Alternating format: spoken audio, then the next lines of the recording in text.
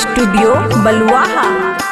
अकेले रहै छिया गौरा पर्वत कोना में, अकेले रहै छिया गौरा पर्वत कोना में। मटेसर चलो अब महादेव, मटेसर चलो अब महादेव सावन के महीना में। मटेसर चलो अब महादेव सावन के महीना में।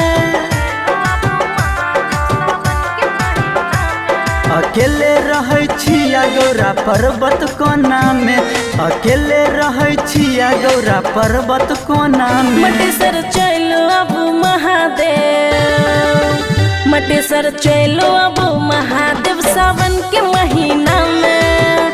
मटेसर चलो अब महादेव सावन के महीना में। चला बोले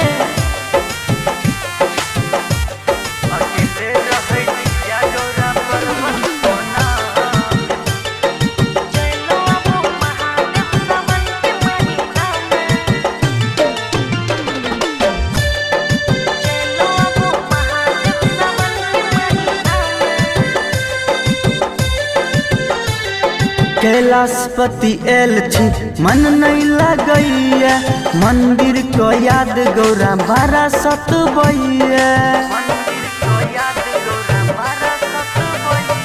कैलाशपति एल छी मन नहीं लगैया, मंदिर को याद गौरा बारा सतबैया।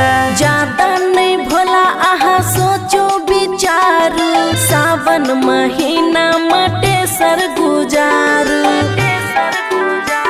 बोलू नयहन बोली चोट लागैया सीना में, बोलू नयहन बोली चोट लागैया सीना में। मटेसर चलो अब महादेव, मटेसर चलो अब महादेव सावन के महीना में।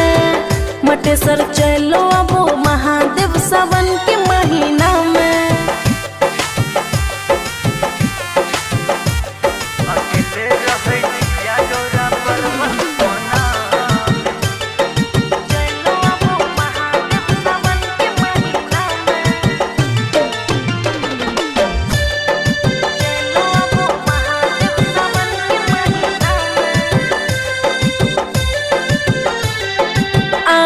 बिना छै मंदिर उदासियो, कृष्णा बेदर्दी पे धो दियो हाथियो।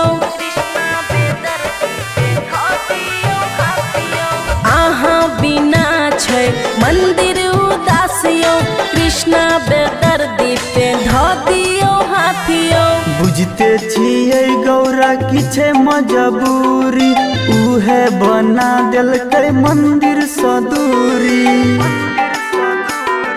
कृष्णा बेदर्द के देखा दियो सपना में, खुशी यादव के देखा दियो सपना में।